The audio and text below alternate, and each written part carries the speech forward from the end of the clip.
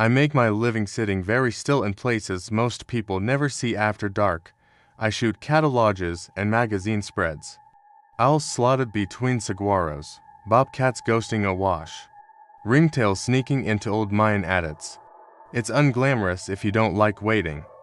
I do like waiting. I like charts and wine checks and setting up a scene the way about hunter sets a stand. You read the ground, you look for sign. You stack quiet advantages, you try to become background. And then animals step back into their routines like you were never there. This happened in late October on Bureau of Land Management terrain along the east side of Coffin National Wildlife Refuge, a long spit of country between Quartzsite and Yuma.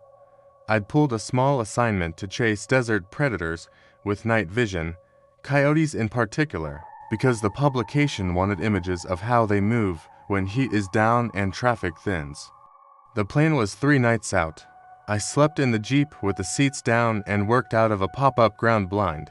I set 20 yards off a twatrack that died in a dry auyo. It was a good pinch point.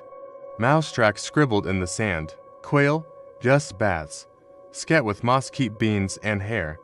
I bait nothing. I sit where prey and water make predators logical. The first afternoon, I drove the miles of washboard until the cell bars fell away and the chatter of the interstate faded. I chose a slightly raised bench for camp to keep flash floods out of the picture. Tuned my satellite messenger to send a check-in once at dusk and once at dawn and started walking sign. Coyotes were around. You can tell from the way a line of pads moves straight through gravel, from the scat on a rock they like to post their roots, and from the night music if you get lucky. I found something else too, a big dog print with a long center pad, wide splay, almost a clean. It wasn't unusual enough to bother me. Out here, you get feral dogs, ranch dogs, hybrids. The desert makes opportunists. I set the blind in the shadow of a palo verde and broke a small circle of stones from my stove. Gear went where it always goes. Tripod legs split played and balanced low. Gimbal head leveled. Sony camera body with the 200 to 600 mm zoom lens mounted and a 1.4x teleconverter attached. Backup camera body with a 70 to 200 mm lens in case something came inside my circle. I strapped a pair of passive infrared floodlights to the palo verde and another steel post set to 850 nanom so the glow is invisible to human eyes and about as subtle as you can be without going full thermal. I tested autofocus. Against a foam block at 80 yard, I checked the zipper door of the blind twice. I locked the Jeep. I always lock the Jeep. You do it until it's muscle memory. People aren't the only clever ones. As twilight went purple over the Castle Dome Mountains, a single coyote barked way out in the flats. A dry yip answered north. It felt like the right choice of spot. I boiled water, ate a pouch meal that tasted like warm salt, and went to work. Coyotes are confident. They watch you break your silhouette, and they clock everything. You'll see it in their head angle and in the way their edges never fully relax. That first night around 10 o'clock, one drifted into the infrared, a big male by the carriage and the neck. He moved like he'd inherited the place. Tail level, feet stepping in line to save energy, nose pulling air with intent. I watched him lope parallel to the wash. I took a few frames when he cut across the pinch point. He heard my shudder even with the silent mode, and stopped, head up, ears like points. A small drop of saliva stretched from his lip and snapped when he closed his mouth. He looked past the blind at the Jeep and then back to where I was. It wasn't the usual look of I hear something. It was inventory. Where's the human? Where's the box that smells like him? Where's the heat? Where's the heart shelter? He circled once, never crossing my wind, and faded. I wrote it off as a dominant male patrolling his groove and felt mildly proud of where I'd chosen to sit. Around midnight, I heard soft steps in the gravel around the Jeep. I kept still and watched through the lens and waited for a head to swing into the infrared. It never did. Whatever made the steps pace the far side and left. Morning was windless and mean with sun. I walked the wash edge and found pads, plenty of them. One track line stopped at the Jeep's back corner. Came tight to the passenger door. then moved on. Some scratches scuffed the dust near the handle. That was a first. I wrote a note in my field book and used a baby wipe to clean my own oily prints off the door metal so I'd see anything new the next day. I checked the blind stakes and let them bite deeper. Then I napped to buy hours for later, because the second night is always better than the first. Your smell settles.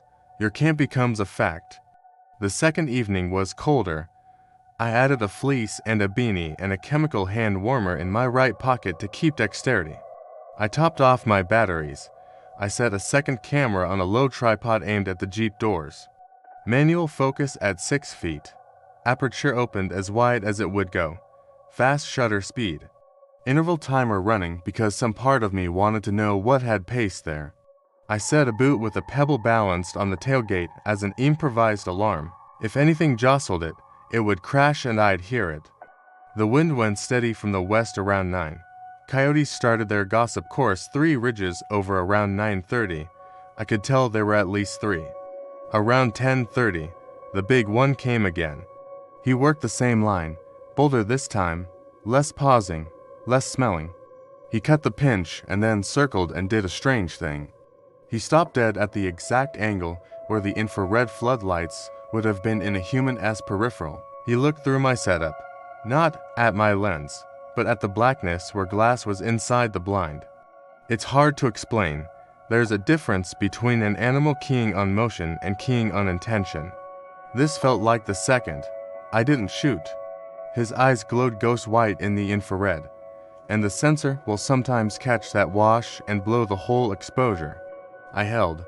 He broke off and moved toward the Jeep.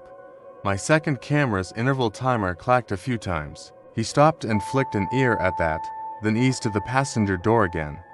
He lifted onto the rock slider with a front paw, stretched tall, and pressed at the handle with his muzzle. Not pawing, not scratching, a press and a pull like he'd seen the cause and effect. It didn't move because I lock my doors always.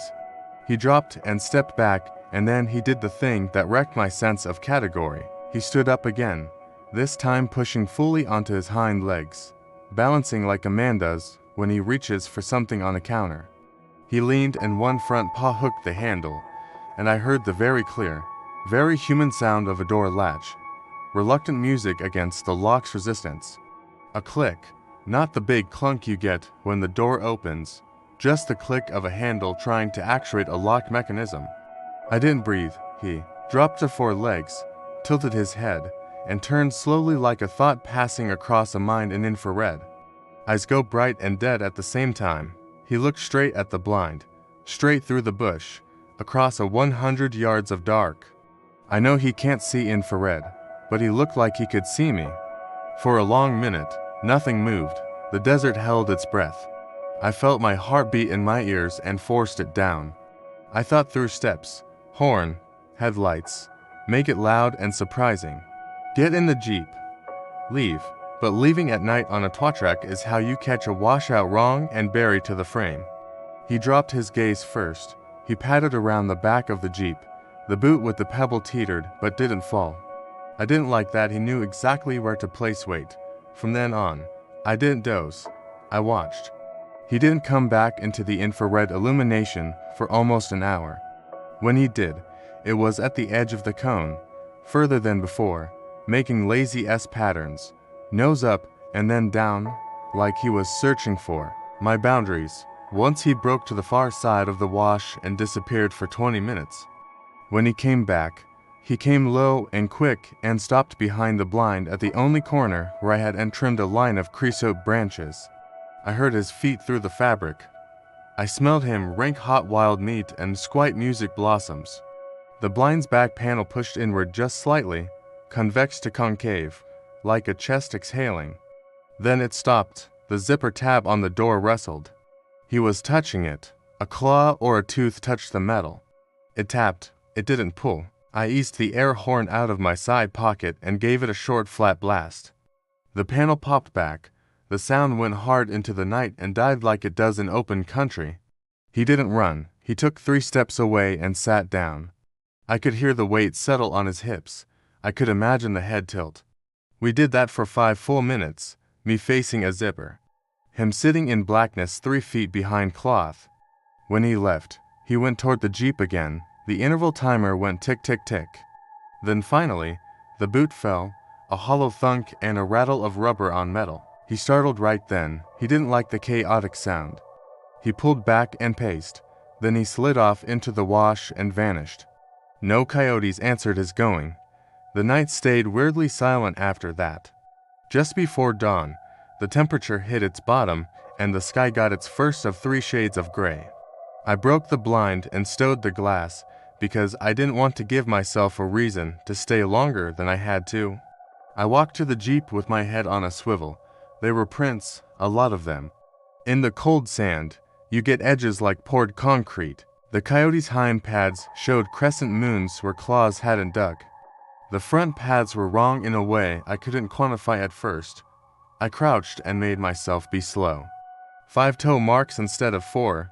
No, 4, but long and even. The metacarpal pad, the big heart shape, looked stretched, like it had been pressed by weight set too far back. On one track, the drag from the 5th toe was a faint line above the other 4, as if a declaw had dragged from a higher angle. I've seen that on dogs. I've never seen it paired with the hind leg stance I watched through glass a few hours earlier. The passenger door had new scratches that weren't just surface dust swirls. I could rake fingernails deep across paint and only get chalk. These were through the oxidized layer, not key deep, but not something I could wipe away. They clustered at the handle, 3 verticals, 1 diagonal. I looked through the second camera S-frames right there, and then again later in the Jeep when I had coffee moving through me and my hands didn't shake. Nothing crisp motion blur. No big reveals or monster faces or bodies in mid-stand.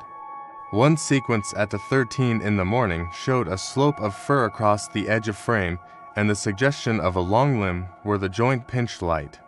The last frame before the interval timer shut down from battery save was just the Jeep's paint ghosting the infrared in it. The handle was centered, and something that could have been a paw or a hand or the business end of a muzzle was at the edge of the handle. The shape of it wasn't right for a paw. It looked too narrow before it broadened. There was the hint of a crease that did not belong to a pad. I should have left after that. The job had deliverables in the can. A coyote patrolling, a portrait with eyes like white coins, a set of tracks with cross-light. Instead, I told myself that daylight would clean the weird off, and that I was being dramatic, and that I could shift the blind and get a safer angle and a longer lens and work one more sunset. I moved the blind 50 yards farther from the Jeep into a triangle of brittle bush where the wash narrowed and the Palo Verde's shadow pulled earlier. I changed the Jeep's orientation so the driver's door faced the blind with no obstructions between. I added a shop-bought magnetic read alarm to the passenger door. One of those cheap units you stick to a window frame that screams if the sensor separates, and wrapped a strip of gaffer S-tape around the door handle seam so I'd see if it shifted. I wedged a pair of small cowbells under the rocker panel and tied them to a length of light line that tensioned just enough so a tug on the handle would ring them. None of that would stop anything. It would give me seconds. Seconds are everything. Then I drove 8 meters back to a pool out where I got 1 bar of signal if I stood on the bumper. I sent a larger check in than usual to a friend who knows my stupid habits, and I told him plainly that something about this coyote was wrong. Too confident, too curious, too handsy with the Jeep. He texted back that hybrids and ferals are a thing and to watch for mange and to not be a hero. He asked if I was armed. I told him yes, that was true. I keep a revolver in a lockbox and bear spray on a mole strap inside the blind. The gun's for 2-legged problems and feral packs. The spray is because I'd rather not shoot anything I don't have to. He told me to send him a pin, to check in at midnight, and to leave if anything felt off. I told him I would, then drove back to my Aoyo with the usual guilt that I was making a story where there wasn't one. The third evening started quietly and stayed that way long enough that I believed I'd scared the animal off with human nonsense. I watched a tarantula cross the wash like a walking hairbrush. I filmed a kangaroo rat kick sand over its burrow. A great horned owl drifted once across my infrared cone and kept going like a ship through fog. The air smelled like creosote and dust. The north wind came light and clean around 9. At 10:20, the reed alarm chirped once and then screamed. The cowbells ring a bright silly peal. I flinched hard enough to bump the lens into the blind sleeve. I fumbled the key fob in my pocket and thumbed the panic button. The Jeep's horn went full blast, lights strobing, hazards pulsing. The alarm rolled across the Ao-Yo and up the Cholia-spiked hillside and then hung there like a held breath. The reed alarm cut out when the handle went back to rest, then chirped again, then screamed again. He was testing it, pulling and releasing, pulling and releasing. I didn't hit the panic button a second time. I let the Jeep do its whole cycle and die and reset. In the wash of the infrared light, a form backed off 3 steps and stood tall, not a four-legged stance, tall, like a person taking shock, recalibrating. It held like that for a count of 2. And then it moved sideways, a shuffle with hips working wrong for an animal, like knees bending where no knee should be. It sank to all fours and disappeared under the door line. My heart put its hands around my throat and squeezed. I put the revolver on the blind floor by my right boot and the bear spray on top of the blind bag. I told myself 3 rules out loud in a whisper because whispering makes them feel carved in stone. Don't shoot unless something is in the blind. Don't run unless you are running to the Jeep and driving. Don't leave it to chance. I switched my camera to video and pressed record on the main camera body. The infrared floodlights hummed. The desert held its breath again. Or maybe that was me. Nothing happened for a strange amount of time. 10 minutes is forever when alarms just screamed and a thing you watch stand like a man is somewhere between you and your only hard shelter. And then something happened to the blind. It moved, not in the wind. Not the little breathing you get when fabric expands and contracts with temperature. It moved the way a tent moves when someone pushes it with a flat palm. 1 slow press at the back panel, it went in an inch, then 2, then more. When weight kept coming, a paw or a hand spread behind the fabric and pressed. I could see the silhouette in infrared like a shadow puppet made of ruined anatomy. 4 long digits and a heavier heel where the pad should be. The hand slid sideways until it found the line of the zipper again. The metal tab made that tiny tapping sound as something music toyed with it. Subjects learn off motion and reward. It had learned that pulling can be reward. I spoke in the same voice I use with animals that get too close to a lens. No, not a yell, not scared. Firm, human, present, the hand stopped. It held there, palm to fabric, like a blind high five from something that did not know games. Then it slid down and away, and the pressure left the wall, and the blind breath back to its proper shape.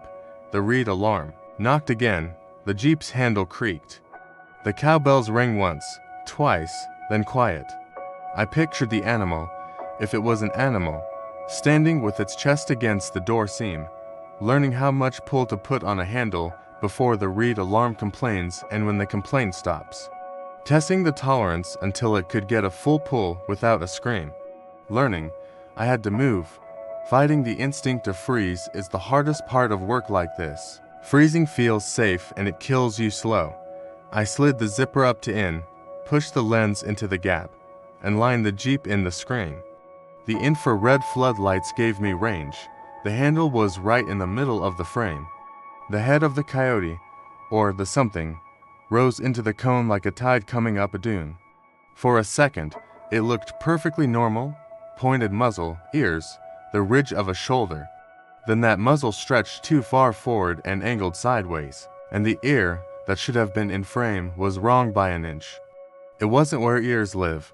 I don't know how else to say it. You learn where things go by looking through glass for 20 years, and that ear had slid. The front limb came up, the paw didn't paw. It rolled like a wrist, for digits came down on the handle and pulled. The reed alarm let out a half chirp and cut off as the magnet separated just slow enough to fool the sensor. The handle came to its stop at the lock. The lock held, the digits flexed. The handle fluttered against the lock like a trapped bird. The thing's head turned, and the bright dead eyes in the infrared looked across 100 red yards and found the sliver of glass where mine were and held them like a pin through a bug. I hit the panic button. The horn and lights went berserk. The thing didn't jerk away this time. It released the handle and took a smooth, almost bored step backward and stood up straight into full biped, tall enough that the top of its skull just touched the bottom of the side window. It put its right hand, paw, whatever, flat to the glass and it pushed. And there on my screen I watched 5 small digits press and fan against a Jeep window I had wiped clean that morning. Not a paw print, not a handprint, something between the heel of it wrong. The length of 2 of the fingers even longer. The claws, call them that, black and not curved enough to feel like claws should be. For a tenth of a second, I thought I wanted that print. The part of my brain that thinks in deliverables and cover shots and special licenses wanted it like a kid wants a rare card. Then the thing leaned its face to the glass and breathed a fog bloom that no coyote makes on a cold pane, because coyotes pant and huff. They don't lay breath in a long, steady fog. The fog started an inch above where a coyote's mouth would be. I dropped the camera and stood up into the roof of the blind. I fumbled for the bear spray, pulled the safety, and with my other hand, I shoved the zipper up full and crashed through the doorway with the horn howling and the infrared highlights white hot and the spray can held out like a blunt weapon. I shouted at it. I don't remember the word. It was probably the same. No, it was probably my name. It doesn't matter.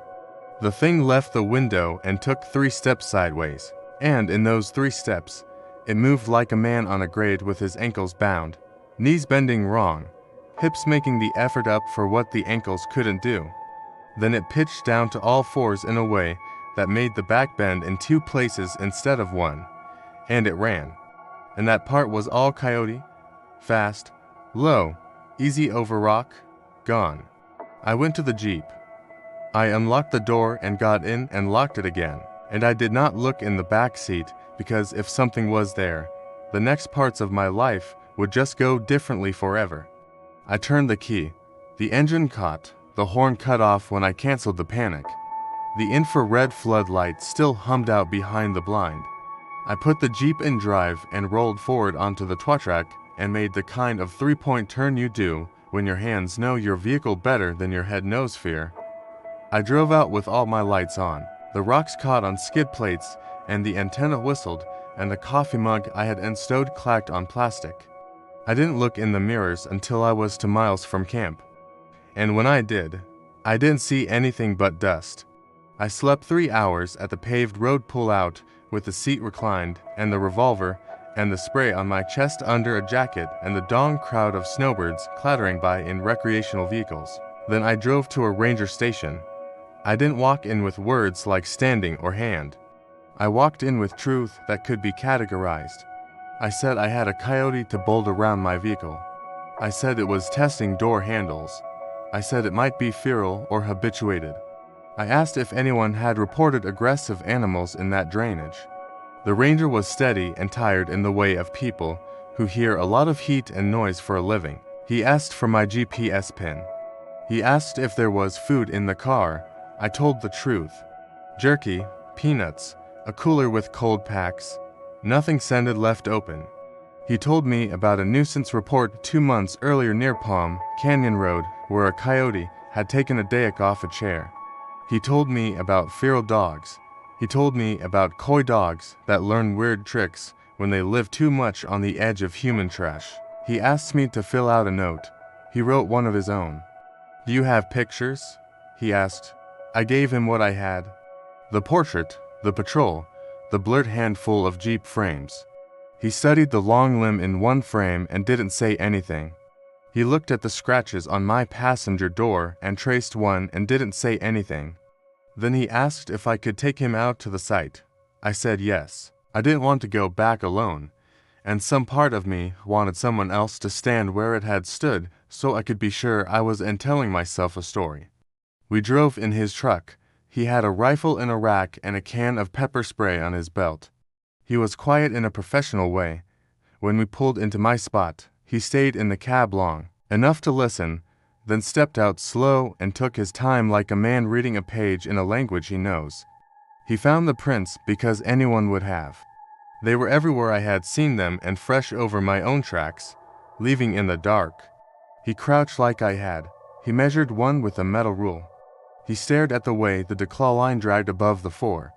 Dog, he said, but not like he believed it fully, or mix. He pointed at the blind's corner, where the sand showed a slide mark that could have been a hand pressing. He didn't comment. He walked to the passenger door and looked at the gaffer tape seam ID set over the handle. The tape was peeled at the music edge in a clean little curl like someone had worked a fingernail under it and tested. He pointed at that and nodded. These things are problem solvers, he said. If it's a dog mixed in, you get even more weird. They'll open coolers. They'll figure out those Yeti latches if they watch you. We didn't stay long. He didn't ask me to. The sky was brutally blue, and the black months-old crestline from the last rain brushed off under our boots. He told me there was a rescue the previous winter for a hiker who got turned around at night and started following a set of dog tracks thinking it would lead to a road. It led nowhere. The tracks looped. It was likely coyotes circling quail. But sometimes the way these animals move mimics purpose that isn't there.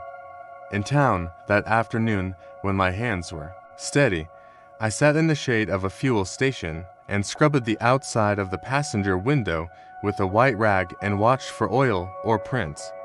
There was nothing you could sell as evidence, nothing photographable.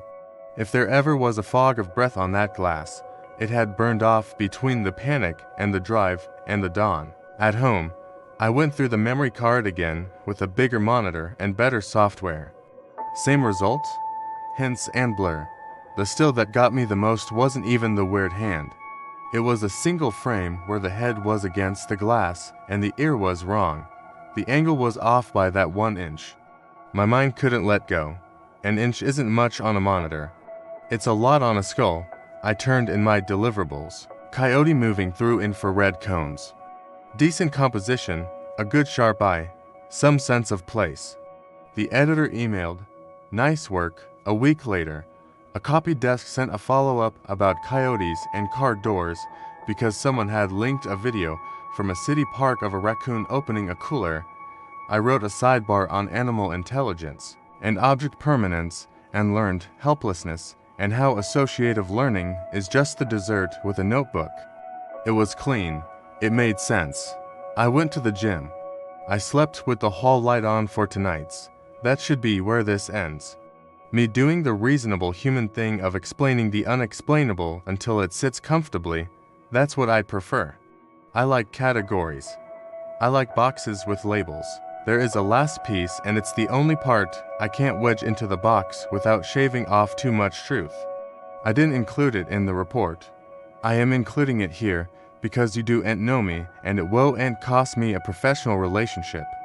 2 days after I got home, I detailed the Jeep. I pulled mats, shook dust, wiped plastics. When I peeled the gaffer tape residue off the passenger handle with my music thumbnail, a small filament of something lifted free from the seam. A fine pale hair, longer than coyote guard hair, thicker at the base than dog.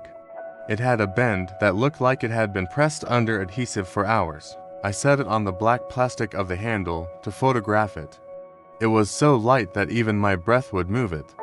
I stepped back from my phone and in that second a breeze came through the carport and the hair lifted and danced and was gone. I stood there with my dumb phone out and a clean handle and no proof. I don't go out alone at night for work right now. I tell editors I'm on a daylight project, or that I am caught up and give the jobs to a friend who likes roads and crews and people. Maybe I'm soft for a while. Maybe I'm smart for a while. I don't know. I'll find out in November when the moo deer rut starts and the coyotes run wider. Here's what I do know, and it is enough of an ending for me. Whatever was out there learned from me. It watched me open a door and it tried to repeat the motion. It tested the thing that screamed and taught itself the amount of pull to stay quiet. It knew where I was in the blind. It touched the zipper. It pressed a palm, call it that, against the glass of a door had locked because some instincts are older than cameras. It stood and looked back when I made a human world explode around it, and it did not break inside the noise, and then it left when I left, and it did not follow me onto pavement and into the light where our rules hold harder. Sometimes survival is not heroic. Sometimes it's a series of boring choices made early and kept. I locked the door. I had the alarm ready. I didn't try to get the perfect shot when something that didn't fit my labels pressed its shape against mine. I traded a story I wanted for a drive home I could make. That's all the hero I needed to be. A month later, the ranger emailed me a one-line update from his personal address. No new reports. I start it. I keep it. If that's closure, I'll take it. I know what I saw and I know what I did not get. And I know I am still here to sit very still for other animals that do not want my doors. Late September in the Sawtooths feels like a house after the party has ended. The dust is settling, the air has a sharp edge, and almost everyone has gone home. That was the appeal. My friend Evan and I live a few hours away, and we'd both been shuffling work around to squeeze in one clean, simple overnighter before the weather turned for good. Iron Creek to Alpine Lake and back. A forecast that said in so many words, you might see a dusting overnight, enough to feel like early winter without getting stuck in it. We liked the math of that. We wanted the cold and the quiet without turning the trip into a rescue. The plan was straightforward. Drive to the Iron Creek Trail head near Stanley. Hike the 5-ish miles in with manageable elevation. Camp on durable ground out of the obvious wind lanes. Set a good bear hang. Sleep behind solid nylon. Boil coffee in the morning. And come down before the weekend crowd reappeared. We parked just before noon. The mountains above us were wearing that early fall color that isn't quite anything. Greens dulled down to a darker shade, the understory going the color of straw, a chip of blue sky above everything. The lot was mostly empty except for 2 dusty pickups and a rental SUV with a Denver plate.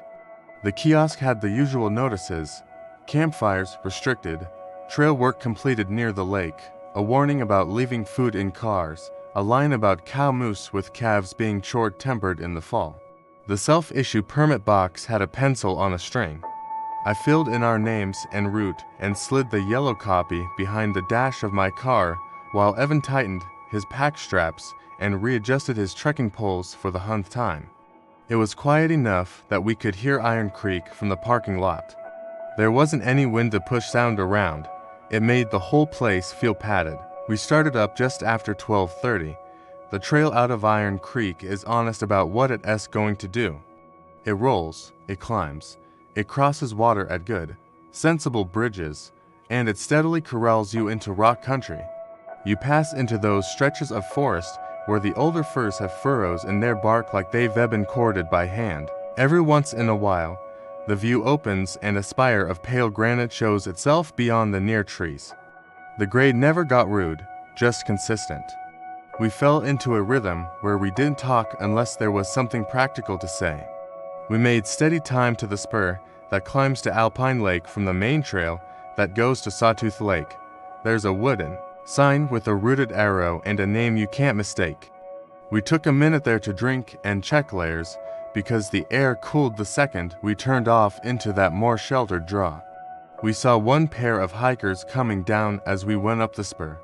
They were late middle-aged, moving carefully and carrying the kind of gear that says they've done this for years. Their faces were bright from cold and exercise. We pulled off to let them pass and traded the standard summit talk you hear on any mountain trail. Any snow up there? I asked. Just frost in the shade. The woman said. It's pretty quiet, too. They told us their car was the rental with Denver plates. We told them we'd be up for one night. Just a quick turn around, they said. Have fun. And we said the same as if fun is a thing you can guarantee. We reached Alpine Lake at about 4:15 by my watch. The lake sits in a rock bowl like someone set it there with a level. Alpine Peak pushes up beyond it, and there's a line of gray talus along the east shore like the mountain shrug a shoulder and drop those blocks with no pattern. The outlet stream ran clear and glassy, and there were old campsites on the durable flats back from the water, set discreetly behind low, scattered boulders. No one else was up there. A farther ridge carried a smear of cloud that looked harmless. We picked a spot with a natural windbreak and set the tent tight. Music corners staked and guidelines snug. I like habits in the back country. Footprint down, poles clipped, stakes seated, rainfly ready even if the sky says you might not need it. We filtered water, set a food hang in a stand of stout branches, music, and started dinner early so we could move into warm clothes without the awkward dance of cooking in the full dark. Evan took the stove, and I built a quiet little living room out of rocks so we could sit without freezing. We ate, watching the surface of the lake go flat as a skin, and then unflat again with the smallest breeze. The first thin film of ice formed around a shallow rock and then broke free in a plate the size of a dinner tray. We called out small observations like that back and forth because it was better than talking about anything else. Work, bills, whatever was stacked up waiting for us at home. After we cleaned up, we did a slow walk around camp with headlamps off, letting our eyes adjust just to map in our brains where the rocks and roots were so we would end stumble later. We turned in by 8:30. The temperature went from brisk to bone cold the second we climbed into our bags. The kind of dry cold that makes the inside of your nose feel like a cracked sink. I lay there listening to the tent fabric do that soft occasional tick as it adjusted to the night. Somewhere down valley, a single elk bugled like a car with a failing belt. It was far enough away that the sound came without any weight. The sky through the vents was clean of cloud. I wasn't worried about the forecast anymore. If there was snow, it would be a powder of sugar. I told myself that as I let my body heat up the cold nylon around me and felt weightless for the first time in months. I could feel the lake under the sight like a slow idea.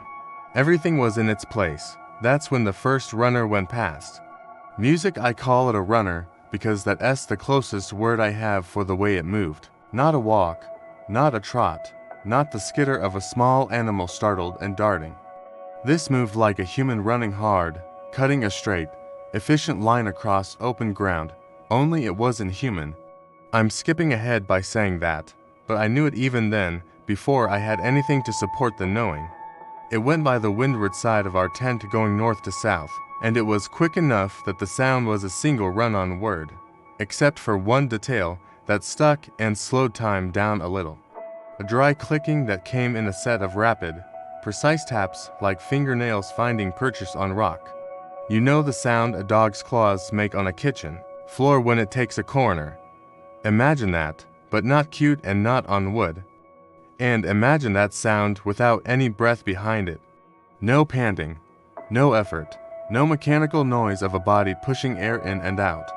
Just the clicks and the feeling of movement. I sat up so fast the quilt pulled my hat off. Evan's headlamp music clicked on at the same moment as mine. The tent was instantly thrown into that weird fabric glow where every shadow is flattened and nothing is helpfully sharper. Did you hear? We both said and then stopped because obviously we had. If something is imaginary, you do and both sit up at the same time and swear at the same fraction of a second. We didn't say anything else for a few breaths. I listened for the tail end of footfalls, for anything at all moving through brush, for the crack of a branch underweight. Nothing came. The only sound was the very faint hiss of the stove cooling 3 yards away. It didn't even hum like stoves sometimes do. The air felt like it had a lid on it. "Dear," Evan said after a minute, working hard to sound casual. "That would have to be a deer on tiptoes," I said. "Or a person sprinting without lungs." We laughed a little at our own joke because that's better than thinking. We stayed awake for an hour after that first pass.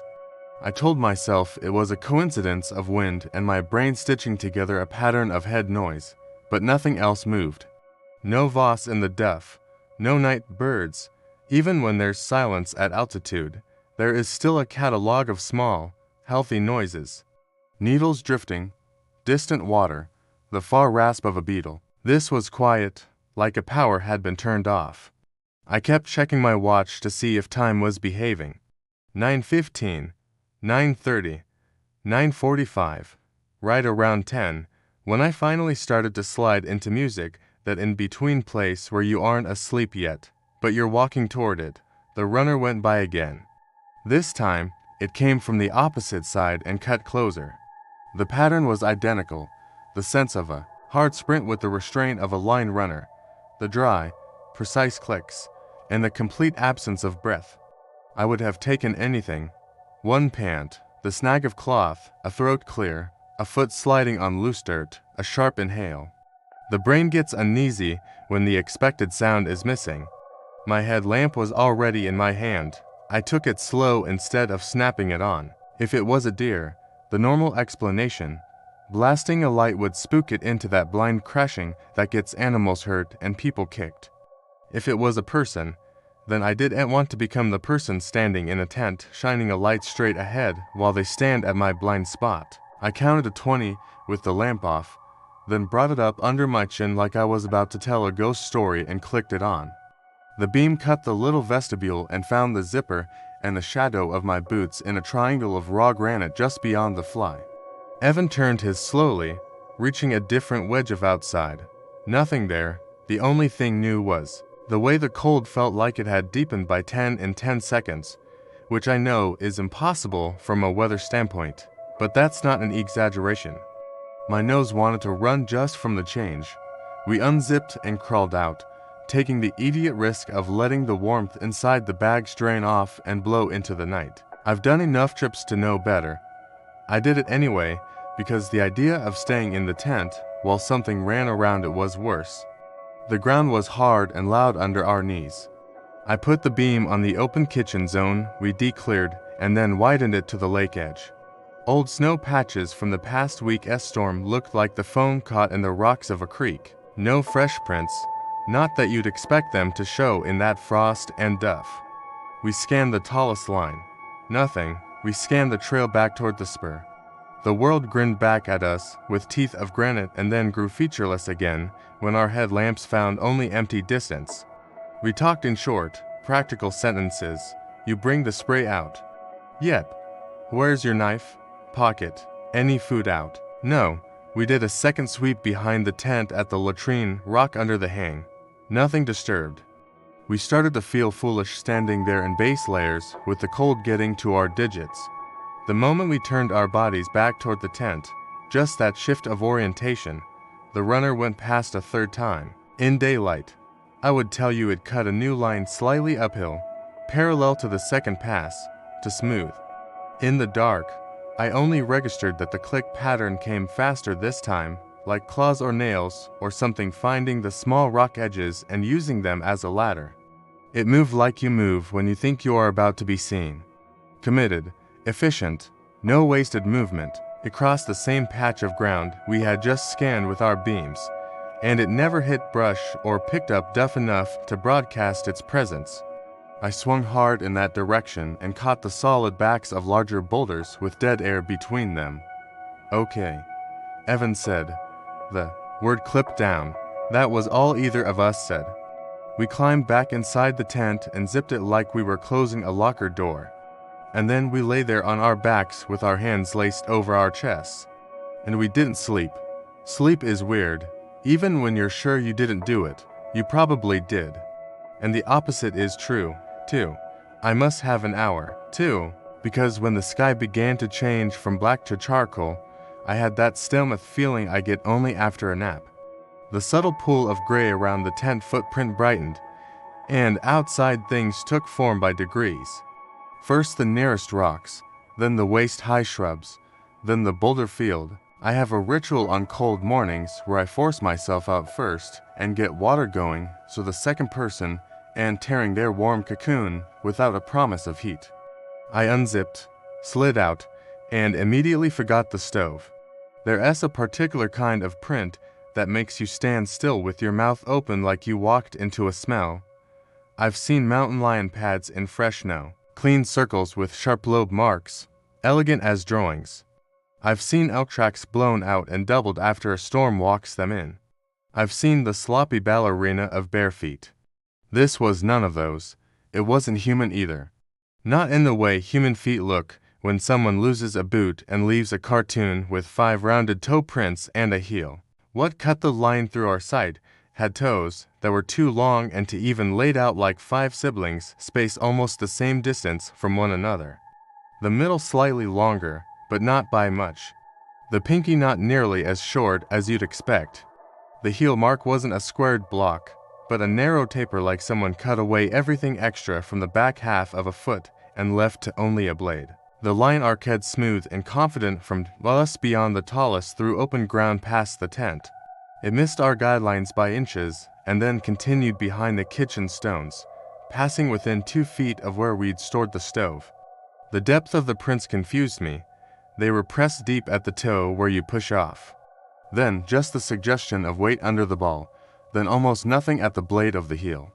Like whoever made them carried itself forward without setting full mass down. The stride was long for a person, but within human range, for feet, give or take. The direction was even stranger, where you'd expect a wandering inquiry. Sniff here, turn there, stop at a food bag. The arc said, I know what I'm doing, and I am not interested in you beyond collecting the lines you laid down with your bodies. I followed the prints with the same caution I'd use handling an unfamiliar tool.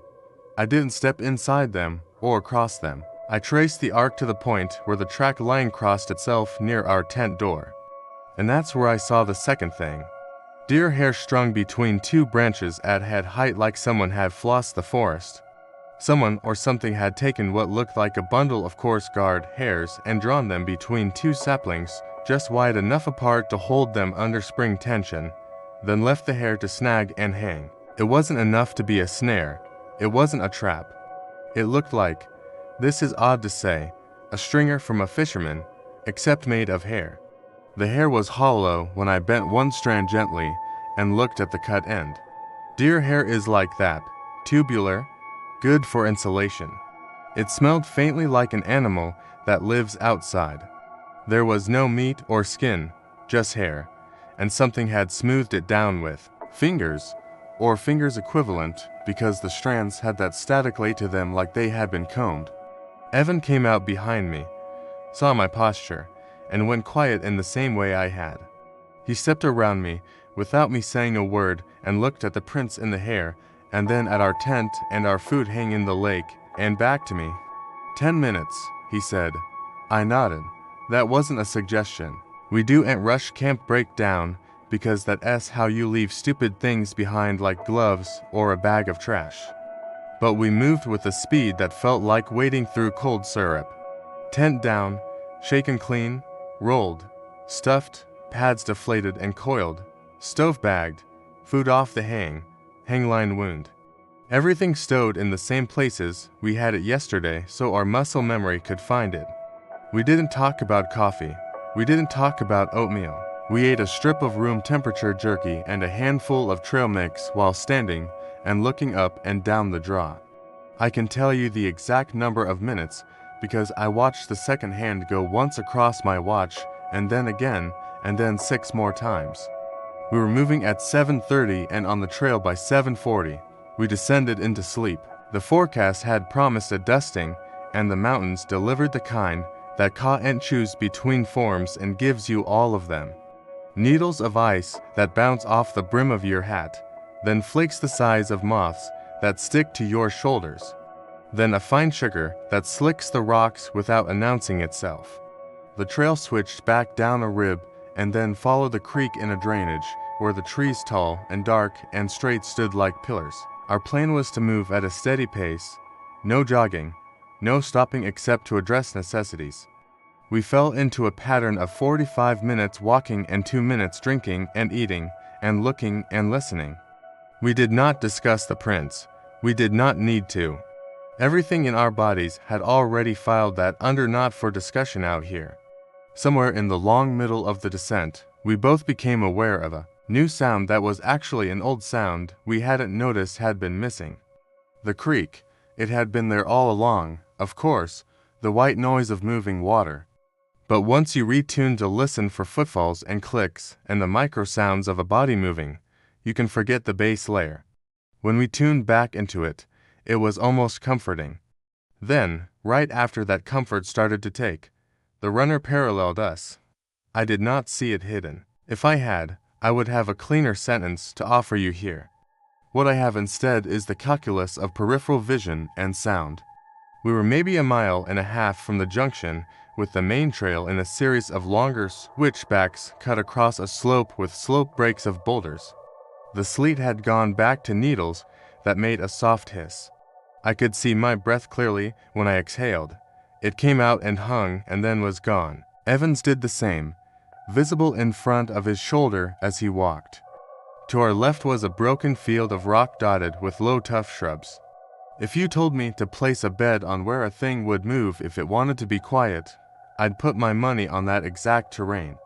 To open to be noisy brush, to broken to be a simple marching path. That's where the runner was. It moved level with us.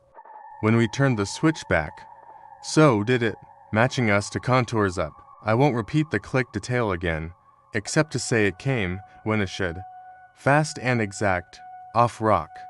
I won't labor the breath detail except to say that even in this cold where your own breath is visible 3 feet out and the air is still enough to hold it for a count, nothing accompanied that movement, nothing fogged, nothing exhaled.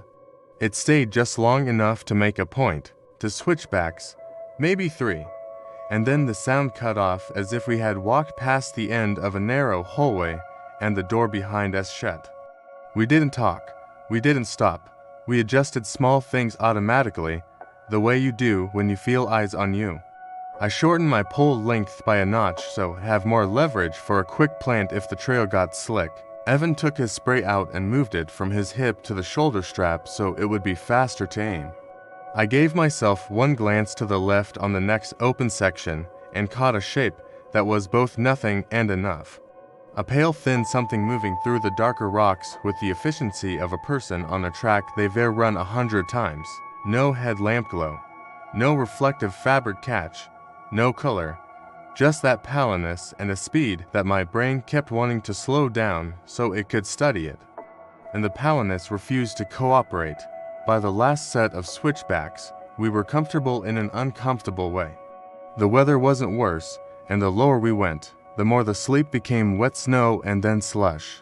The trees thickened, the trail got familiar. Places I'd seen on the way up slotted back into my skull like good puzzle pieces.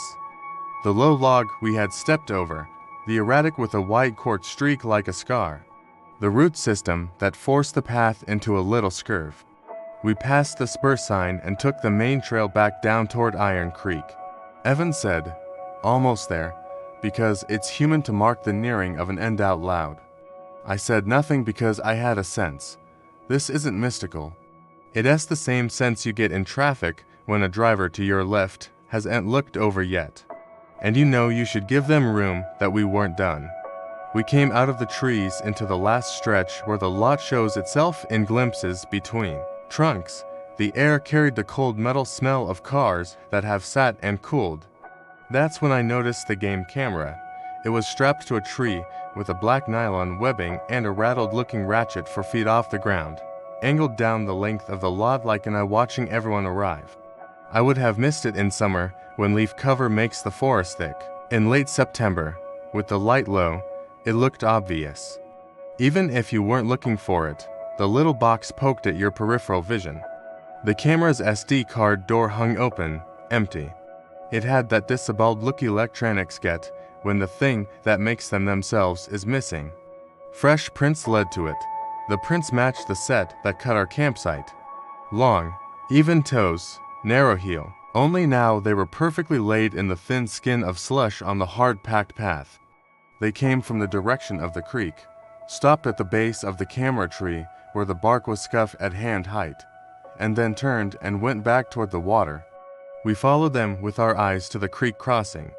The last 3 lay on flat rocks like someone had stepped carefully to avoid the mud. Then they stopped. There was no track into the water. There was no track out. The surface of the creek toward the far side was unmarked except for the disturbed standing eddies around larger stones. The slush on the near bank recorded the first 2 steps and then went empty. The only way to read that tableau was to tell yourself a story. Pick one and live with it. At the car, we moved like people in a rainstorm. Packs into the trunk, poles collapsed and stowed. Boots swapped for dry shoes. Spray set in the cup holder for no reason other than to feel like we had a plan if someone opened our door. I started the engine and felt relief out of all proportion to what an engine can be expected to do for you. As it warmed the windshield and started to melt the slush that had collected at the wipers, I looked back toward the camera. The door hung open like a mouth. A little bead of water gathered on the edge of the empty slot, trembled, and fell. No one else was in the lot. No new cars had arrived. We didn't drive straight home. We stopped at the Stanley Ranger Station because leaving without telling anyone would have felt like stealing. The station was warm and smelled like old paper and fleece. A single person sat at the desk. Mid-20s, seasonal uniform, hair tied up in a practical knot, a fatigue around the eyes that said September had been busy. We told her we wanted to file an observation. Nothing dramatic, just something that might matter to whoever had set a camera at Iron Creek. She asked the right questions. Where, when, which music tree, what it faced, what we saw. We described the SD door open and the fresh prints. When we got to the prints, she held up a hand politely like she was slowing us down to keep notes clear. Human barefoot, she said. Or not human, I said. Bare, 5 music toes, too long, even narrow heel. The line was confident. I realized that last word wasn't helpful and stopped. Any claw marks? She asked. Dog sometimes. No, I said, then corrected myself because I'm the kind of person who hates being too short. Maybe, but not where you'd expect and not obvious. There was a clicking like nails on rock. I could hear myself and I hated it. I sounded like a person trying not to sound like a person telling a story. Any breath? She asked and then smiled a little like that was absurd. Then let the smile go because we weren't laughing with her. No, I said, that's the thing I keep getting stuck on. No breathing. Fast. Hard running. No breathing. She wrote that down. She asked about the deer hair, and when we described it, she looked up sharply like she'd heard that before and didn't like hearing it again. Between branches, she said, at about your height. She is shorter than me. Higher, I said. My A-line. I'm 6 feet. She wrote that down, too. She thanked us and said she'd pass the camera note along. She said the Forest Service doesn't endorse private cameras on public land in a lot of situations, but that people still mount them, and sometimes someone steals the cards for reasons that are boring, like wanting elk photos, and sometimes for reasons that aren't. She asked if we wanted to leave our contact info. We did. She asked if we were hurt, if we'd had to use our spray, if we had any photos of the sign or the camera or the prints, and we shook our heads. We didn't take a single picture. I didn't even take a photo of the lake when we arrived, and I always do. She said that was okay. Not everything needs to be documented to be real. The way she said it made me think this wasn't the first time in September someone had sat in that office and said something about the sawtoss that didn't fit into a neat trail report. We drove out on Highway 21 with the heater on full even though the day was brightening. The sleet had burned off. The sky had become that crisp fall blue that makes the mountains look like they were scrubbed. We didn't talk much for the first hour. My brain was busy doing its 2 simultaneous jobs. One part of me replaying the night and trying to explain it with normal tools, and another part filing small practical notes about the trip. A mental checklist of what we did right, what we could have done better. Then something simple broke the spell. We stopped at a turnout where a stream cut under the road, and I got out to clear a clump of slush off the wheel well that was making a dull thump. When I bent to break it off, I saw 3 coarse, pale hairs on my cuff. They were caught in the rough fabric like they had been combed there. I pinched them free and without thinking I set them on the guardrail post. The wind took them, they lifted and were gone. I don't know why I didn't keep them. I think I didn't want to bring anything home. I can't give you a dramatic conclusion because the facts don't give me one. We made it home, we unpacked, we slept like people who had spent a night thinking about not sleeping. I called the ranger station 2 days later and asked if anyone had come for the camera card. The person who answered didn't know but took a message. A week after that, someone from the station called back and said only that they had passed along the information. Thank you for reporting. Please continue to report anything unusual. Please continue to hang your food correctly. Please remember that weather changes fast in the sawtooths. It was the kind of official answer that is exactly right, and also not an answer at all. I didn't want to go back right away. That's not fear. That's the calculation you make after you get away clean. But I drove up again in October with my wife to see the last of the color and to show her where we decamped. We kept to the lower trails. At Iron Creek, I looked for the camera out of habit, and it was gone. The strap had left a scar on the bark, and the bark was already starting to swell to cover it.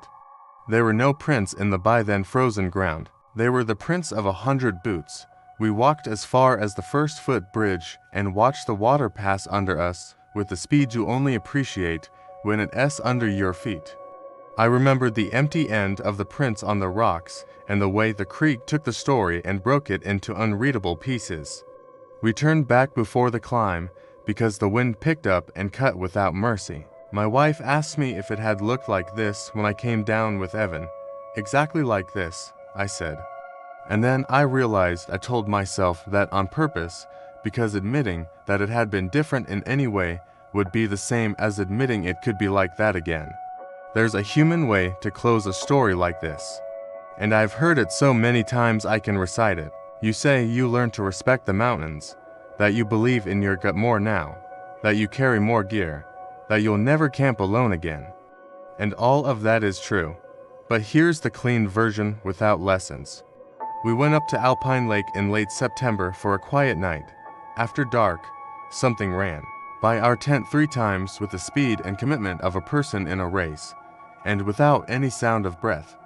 In the morning, a line of bare prints with long, even toes arcade through our sight, like it had come to collect our trail and file it. There was deer hair pulled between 2 branches at my eye height, like someone had drawn it, and left it for a reason that does not fit into any box I keep for normal things. We left in 10 minutes and never stopped moving. The runner paralleled us on the last switchbacks, keeping its distance and vanishing when the trail bent. At the trailhead, a game camera faced the music lot with its car door open and empty, and fresh prints led from it to the creek crossing where they ended on dry rock as if the water had taken them. That's the whole thing. We ate dinner at home that night like people who had been out in clean air. We slept, we woke up, we went to work on Monday. And every time since then that I lace boots and shoulder a pack and a piece of cold air gets in under my collar and my breath fogs and the trees stand in straight lines and the rock breaks into clean blocks. I'm listening for that dry clicking on stone. I haven't heard it again. That's enough for me. I don't need it twice.